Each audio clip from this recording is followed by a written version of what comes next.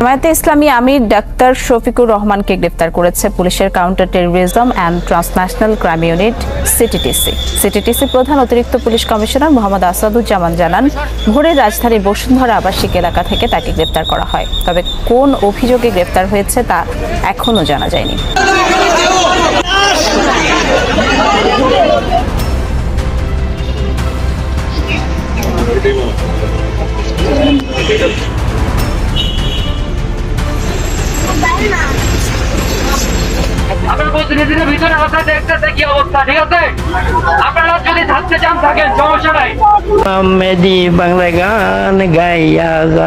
জামাতের আমিরকে গ্রেফতার করাটা অনেক আগেই দরকার ছিল।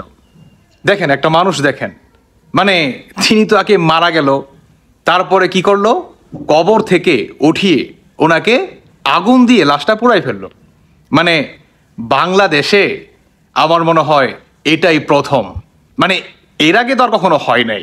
কিন্তু হ্যাঁ, এটা আবার প্রথম থেকে প্রচলিত হতে পারে যদি জামাতকে নিষিদ্ধ না করা হয়। এখন এই অন্তর্বর্তীকালে সরকার নিষিদ্ধ কি করবে জামাতকে? আরে ভাই, শুধু এখানেই না, জামাতকে গ্রেফতার করলে তো হবে না।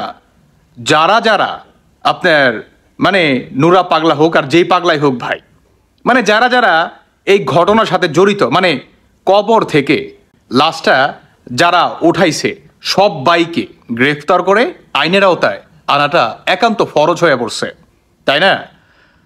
আমার মনে হয় বাংলাদেশের প্রতিটি মুসলমানের ইমানি দায়িত্ব হয়ে গেছে এটা, যে জামাতের বা হিজবুত তাহরির বা শিবিরের যেই কয়টা আছে প্রত্যেকটাকে ধরে ধরে জায়গা মতো ভরে দেওয়া উচিত। এখানে মানে আমাদের বাংলাদেশটা কোথায় গেছে একটা আবার আসলে কল্পনা করা যায়। একে তো চুরি, তার ভিতরে আবার সিনা চুরি, সেখানে পুলিশ যায়, সেনাবাহিনী যায়, তাদের উপরেও আক্রমণ কে করছে? হিজবুত তাহরির করছে, জামাত করছে, শিবির করছে। তাহলে আমাদের দেশটা কোথায় আছে? পুলিশের গাড়ি পর্যন্ত মনে করেন ভাইঙ্গা চুরে একাকার। দেখেন, মানে কোনো কিছু বাদ রাখে নাই। মব আর মানে হত্যা কত প্রকার আর কি কি সেই আপনার জুলাই আন্দোলন থেকে শুরু করছে এখন পর্যন্ত আমাদের বাংলাদেশে চলমান। এই অন্তর্বর্তীকালে সরকার আর কতটা অধপতন হলে তারা পদত্যাগ করে দেশ থেকে পালাবে বলেন? শেখ হাসিনা সরকার পতন হয়েছে, বেশ ভালো কথা, দেশটা সঠিকভাবে চালাইতো পারলো, পারে নাই। তারা কি বলছে যে উনি ইমাম মাহেদি নিজেকে দাবি করছে। আচ্ছা, মেনে নিলাম উনি নিজেকে ইমাম মাহেদি দাবি করছে, সো হোয়াট? আল্লাহর সাথে আর তার সাথে বোঝাপড়া হবে। ভাই, আইন কি আপনি নিজের হাতে তুলে নেবেন নাকি? হ্যাঁ, আল্লাহ আপনাকে বলছে, আপনি বলতেছেন যে ওনাকে দিয়ে যাতে কোনো মাজার পূজা না হয়। তাহলে আমাদের বাংলাদেশে তো শত শত মাজার, সিলেটের ভিতরে, তো সেগুলোর উপর আক্রমণ করেন। যেমন আপনার নুরা পাগলা লাশটাকে উঠায় না আপনারা যেভাবে মানে আগুন জ্বালাই দিছেন, এটাও তো আপনার ইমানি দায়িত্বের ভিতরে পড়ে, তাই নয় কি?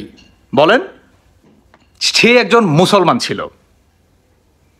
আপনার একজন মুসলমানকে যেভাবে দাফন করা হয় জানাজার নামাজ পড়ে, ঠিক সেই নিয়মেই তাকে দাফন করা হয়েছিল। কিন্তু আমাদের মানে বাংলাদেশের এই পরবর্তীকালে সরকার আসলে এটা বুঝলোই না। মানে উনি আসলে একতরফা আপনার শেখ হাসিনা সরকারের পতন পর থেকে তিনি এভাবেই আসলে দেশটা মনে করেন পরিচালনা করতেছে। এখন পর্যন্ত তিনি সফলতা অর্জন করতে পারে নাই। ইভেন বাংলাদেশের জনগণের উনি মানে বিশ্বাসটা পর্যন্ত এখন পর্যন্ত অর্জন করতে পারে নাই। মানে কতটা অবধার্ত সরকার হলে আজকে এই পর্যায়ে চলে আসে ভাবা যায়? কেন অ্যামেজিং দ্যাট, মানে একজন মুসলমানকে কবর থেকে উঠিয়ে আগুন দিয়ে ধরাই দেয়, ভাবা যায়? পুলিশের উপর আক্রমণ করে, সেনাবাহিনীর উপর আক্রমণ করে, এটা কোনো কথা? এটাই নাকি আমাদের ডিজিটাল বাংলাদেশ? এই বিচার করবে কে? আজকে জামাতকে নয় গ্রেপ্তার করছে। আচ্ছা, থাক সেসব কথা।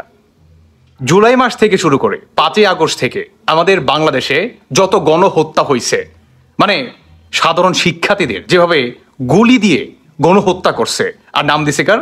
শেখ হাসিনার বা সেনাবাহিনীর। বাংলাদেশ সেনাবাহিনী, পুলিশ নাকি এই ধরনের ঘটনাগুলো ঘটাইছে। তো এখন তো আপনারা বা আপনাদের বিশ্বাস হয়েছে যে কাজগুলো কারা ঘটাইতে পারে? হ্যাঁ, যারা নাকি কবর থেকে লাশ তুলে মানে এভাবে আগুন দিয়া জ্বালাই দিতে পারে, তারা সব পারে, তাদের দ্বারাই সব সম্ভব।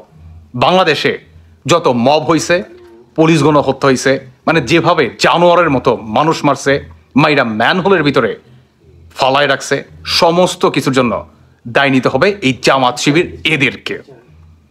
যাই হোক, ধন্যবাদ জানাই বাংলাদেশ সেনাবাহিনীকে এবং পুলিশকে। ভালো থাকুন সবাই।